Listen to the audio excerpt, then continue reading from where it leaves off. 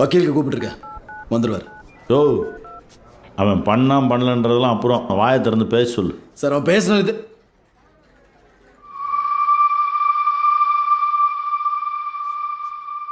டேய், நீ எதுவும் பண்ணல.